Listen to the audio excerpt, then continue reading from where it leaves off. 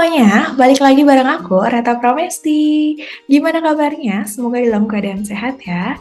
Di video kali ini, aku mau buat khusus untuk pejuang 2024. Jadi, video ini itu berjudul Jalur Masuk Kuliah untuk teman-teman pejuang 2024.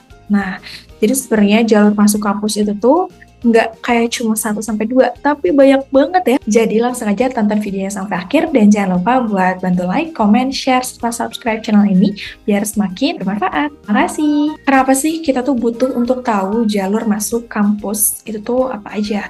Nah, biar kamu tuh bisa lebih mempersiapkan secara lebih dini gitu ya.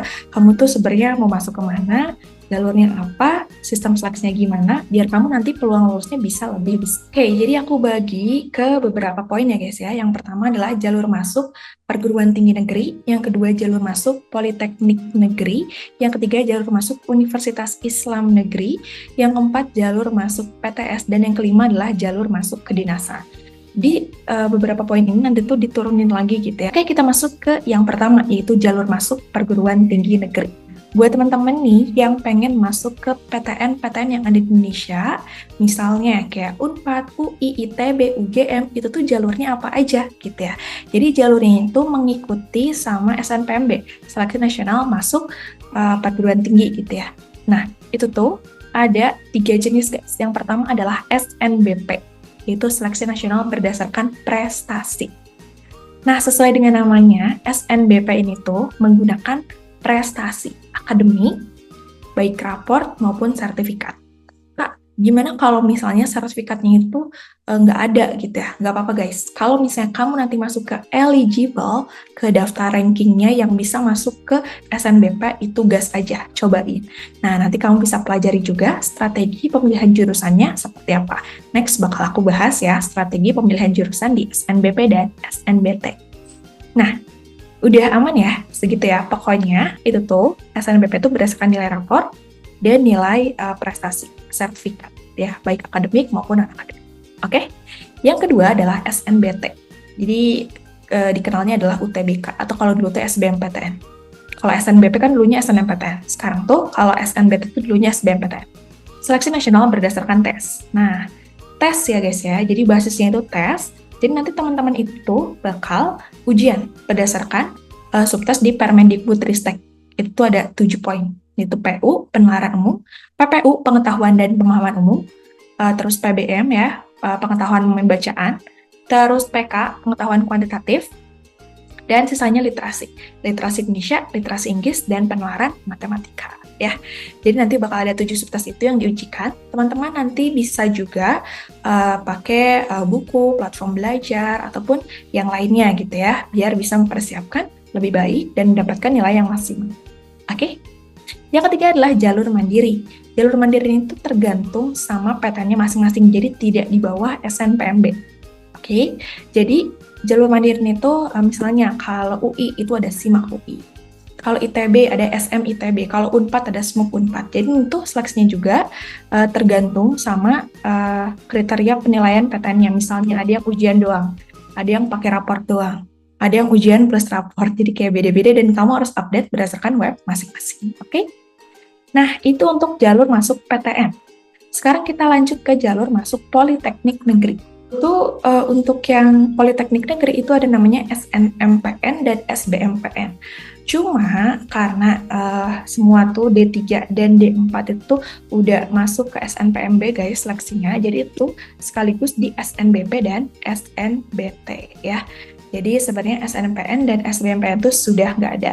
Paling adanya juga jalur mandiri politekniknya masing-masing. Oke? Nah, misalnya tuh politeknik apa? Misalnya Politeknik Negeri Bandung, Politeknik Negeri Makassar, Politeknik Negeri Samarinda, Politeknik Negeri Malang, dan lain-lain. Oke? Nah, kita lanjut ke Universitas Islam Negeri. Ya. Nah, untuk Universitas Islam Negeri, ini tuh ada beberapa jalur.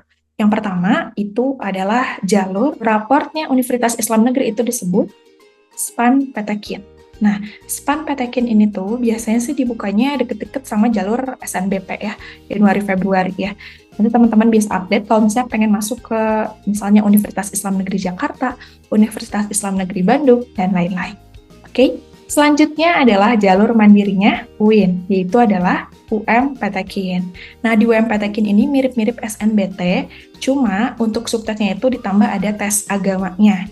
Jadi nanti teman-teman pelajari aja baik dari YouTube, atau misalnya buku, atau platform belajar lainnya untuk ujian UIN.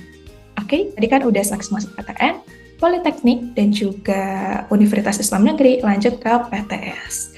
Nah, di jalur PTS, di sini tuh adalah jalur masing-masing gitu ya. Ada jalur raport dan ada jalur mandiri ujian ya. Untuk jalur raport sih biasanya ya udah pakai raport aja, dan juga misalnya prestasi kalau ada lampirin aja.